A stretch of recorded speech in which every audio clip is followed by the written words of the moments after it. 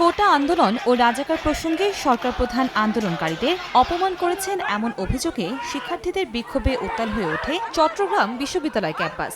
রোববার রাত 11টা থেকে শুরু হওয়া এই বিক্ষোভ সরকারদলীয় ছাত্র সংগঠনের নেতাকর্মীদের ধাওয়ায় ছত্রভঙ্গ হয়ে যায়। আন্দোলনকারীরা অভিযোগ করেন তাদের শান্তিপূর্ণ অবস্থানে হামলা চালিয়েছে ছাত্রলীগ। এতে কয়েকজন আহত হওয়ার দাবিও করা হয়। যদিও হামলার অভিযোগ অস্বীকার করে ছাত্রলীগের দাবি, কোটা আন্দোলনের বাইরে গিয়ে সরকার বিরোধী ও প্রধানমন্ত্রী নিয়ে কটূক্তি করায় শিক্ষার্থীদের সরিয়ে দেওয়া হয়েছে। শেখ হাসিনার গতি ছাড় স্লোগান দিচ্ছে, প্লাস হচ্ছে রাজাকারের স্লোগান আসছে।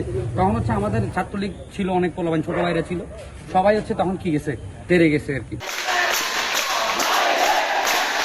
রোববার মধ্যরাতে বরিশাল বিশ্ববিদ্যালয়েও কোটা বিরোধী শিক্ষার্থীদের এমন বিক্ষোভ চলে ঘণ্টাব্যাপী। আবাসিক হল ছেড়ে ক্যাম্পাসে অবস্থান নেন রাজশাহী ও রংপুর সহ দেশের বিভিন্ন বিশ্ববিদ্যালয়ের শিক্ষার্থীরাও। নগদের কাছে সব গ্রাহকই প্রিয়, তাই তো সারা দেশে ক্যাশ আউট চার্জ সবচেয়ে কম।